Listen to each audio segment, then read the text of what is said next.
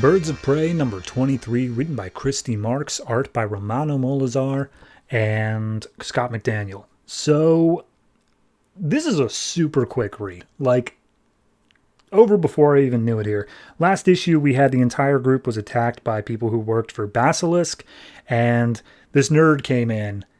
And the only thing that makes her nerdy is she has dyed hair and likes anime. But regardless, her whole thing is that she has a way to mind control people and take them out. And it seems, as we'll see in this issue, that's via putting them into a super blissful dream state. So this opens up with the whole Birds of Prey team knocked out and everyone on the bad side standing above them. And they're all just like, I'm going to beat the crap out of them. Let me at them. I'm going to take out Black Canary or Strix or whoever. And the one of them steps forward to be like, guys, our nerd is connected to all of them. Any pain they feel might come back on her. Can't risk that. We got to let him just sleep. But we've got people coming in to pick him up right now. And we see she leans down into Condor's ear because, of course, they used to be lovers. And she's just like, well, dream whatever you need to, darling, but it will never be. And then we just cut between everyone's dreams. So Condor is literally dreaming of being in a romance novel with Black Canary. Just dinner, wine, dancing, massages, a little bit of fun afterwards. And he's super into her. Then we go to Dinah's, Black Canary's, who is over 3 pages. First is when she first came across Pandora's box when she was on Team 7. And Kurt was lost/killed in the rubble, but in her dream he comes to, he's out, and she gives him a hug and he's just like, hey, it's okay, you're strong, you don't need me anymore, goodbye. And then he just fades away and she's like, no, you're the only one who can help me control my powers, I need that.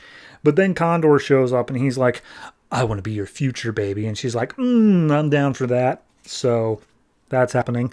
We go to Batgirl's, which is she just wants a happy family. Her mom and brother are still in the picture living with her dad.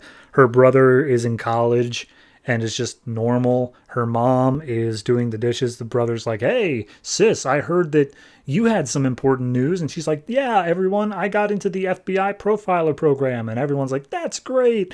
And they all give each other a huge hug and say, family's so awesome, isn't it? So at that point, we see the helicopter to pick them up has arrived. They report to Regulus and Basilisk saying, hey, we're going to pick them up. Is there anybody you want specifically? And he's like, yeah, we're here for Canary first and foremost. So grab her specifically. So they start boxing up Condor and Canary first because the pods come in groups of 2. Meanwhile, Uplink, the nerd, is like, guys, I can't keep this. There's something going on with the Talon, with Strix. It's not cool. And then we see what Strix's thing is that she's a young child. She's out having a picnic with her family. They're calling her Mary, of course. And they're just like, oh, you learned the most wonderful hymn in church today. How about you sing it for us? And so she stands up in front of her family and tries to sing, but she's unable to. Her voice just isn't working. And as they say, they're like, oh, honey, what's wrong? You could sing better than that. Do better than that. And they look up in the air and see a bomb descending down upon them, not knowing what it is, though. Meanwhile, Mary seems to know. She tries to call out. Her voice doesn't work, and her whole family explodes and dies. So as Condor and Canary get hoisted up into the helicopter, Strix manages to snap out of it. The rest of the terrorists realize this, and they're like, okay, kill Batgirl and Strix. That's definitely, they're going to cause problems now. But Strix is just fast enough to pull Batgirl out of the way of being killed. Whole fight scene breaks out where Strix is basically knocked on her ass by the biggest muscle, and Batgirl's like, okay, well, this guy is going to be hard to beat, but I've got an idea. And so she just thumbs in his eyes. He starts freaking out. He manages to bumble around enough that he loses Batgirl and Strix, and the other terrorist make their escape along with the chopper. So at that point, Strix is like, well, she doesn't say anything, but Batgirl implies, yes, I know, Strix, we have to go get Canary and Condor. I don't know how we'll do it, but we will find a way. So then we go to Canary, who wakes up from her dream.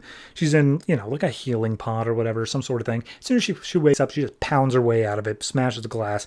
She's like, hey, I can feel the fact that my canary cry isn't working. That's not right. The only person who could dampen my cry like that is, and she looks in the pod next to her, and there is Kurt, still alive, as Regulus is standing behind her. Like, yeah, I did that. So, her old husband and her new flame are both in the same space. Whatever could happen this week on Days of Our Lives. I mean, it's not a bad issue. I do think it was a bit excessive to have 1, 2, 3, 4, 5, 6, 7, 8, 9 of the pages be devoted strictly to dream sequence.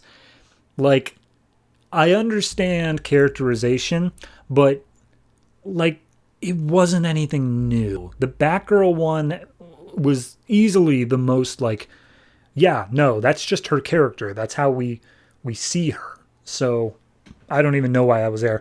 The other ones, which only appear in this book, I mean, the Strix one is the only one that adds, I think, even the slightest bit of depth. The fact that Condors is actually just a romance novel, and there's no deeper narrative to that, shows how one note the character is at this point. But I digress. Do I think it's an okay issue? It's fine. It's not great. It feels like this could have been done in half the time, but they didn't have anything else to pad out the rest of it, you know? So I'm going to give this one a 6.5. I also want to point out, I really don't like Regulus / Basilisk as villains, because I feel they're too nebulous and vague and stupid. They're not interesting to me, and this book is not doing anything to drive that home anymore. So yeah, 6.5.